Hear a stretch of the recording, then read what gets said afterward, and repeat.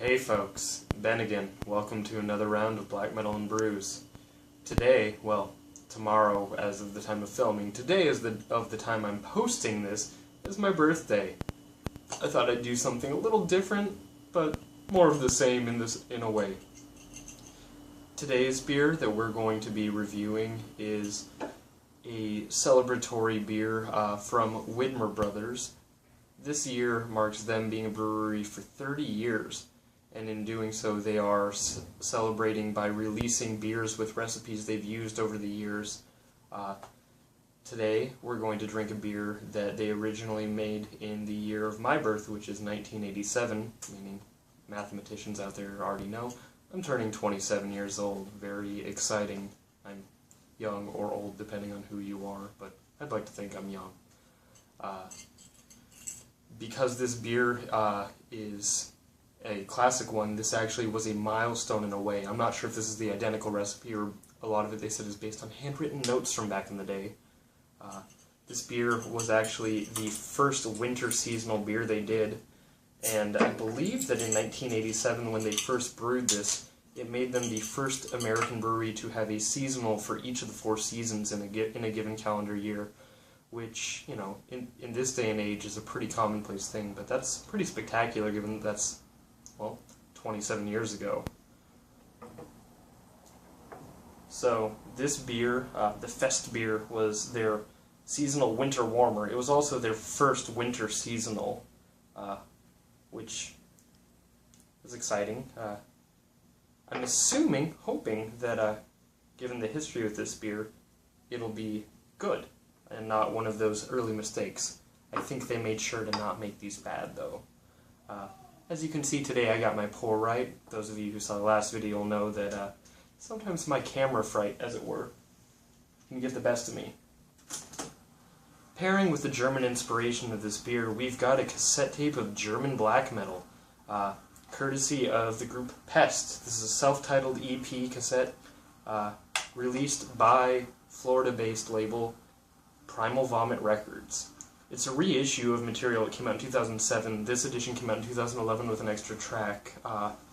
In 2011, the drummer of this band actually passed away, so chances are we won't be seeing more material from them. They did have a full-length come out earlier this year, which consisted of material that they recorded prior to drummer M-R-O-K, that's his name, prior to his premature passing at the unfortunate incident of a car accident. So this band is all about the Black Plague. The songs fixate heavily on death, destruction. Their logo even includes a plague doctor from the era of the plague, with the typical creepy bird mask type thing, which was used to filter out the germs, the death, and probably the stench too. As you can see, things have settled down here, so let's take our first sip.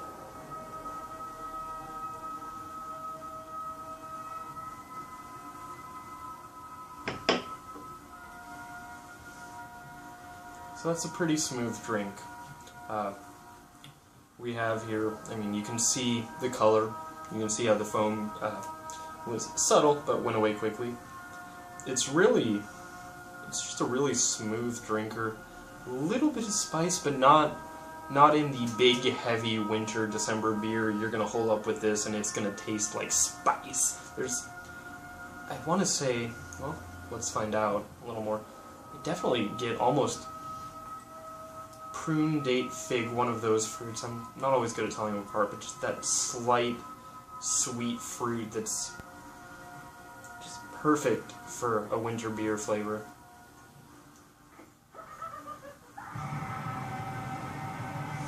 And that laugh, I just about spat my beer out there, but, you know, black metal, it's always very serious.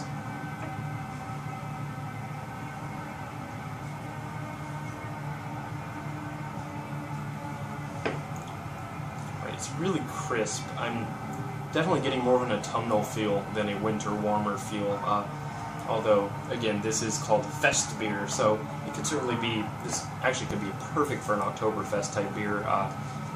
Almost that kind of somewhere between just a standard lager and something a little more spicy, a little heavier. At 6.5% alcohol, you can't really taste the alcohol content of it so much as just, you know, it's there. That's just a smooth drink. I could see this being just deceptively easy to go through at a beer fest of any sort. Really, really enjoying it. A little bit of just the hops are more of in the scent than in the taste.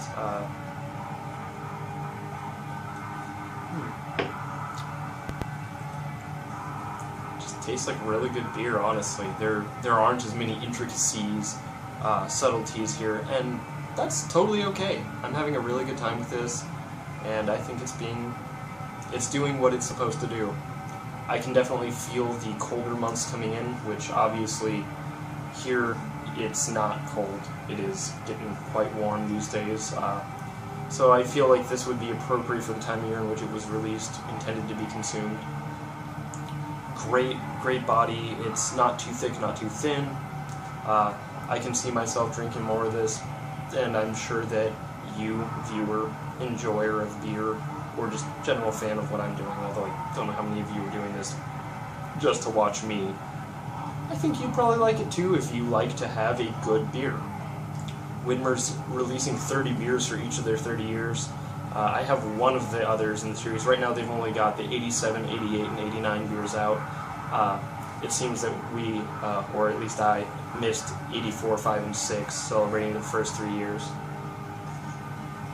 All 3 of the beers that I've got, or that they currently have out, are inspired in true German tradition, as Widmer has often taken a lot of notes from the Germans, who, you know, Bavarian beer is pretty awesome, so could be worse.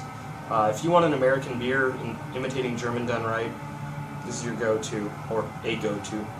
This brewery as a whole, they've got it down. They're a Portland institution, and as we are in the midst of Portland Beer Week and my birthday, I felt there's no better way to celebrate than with an anniversary commemorative beer from the year of my birth and a beer from right across town. Anyway, that's about all I've got for you folks today. Thanks for watching. I will post relevant links for music and brewery in the description of this video. As always, drink safely, enjoy yourselves. Thanks for watching.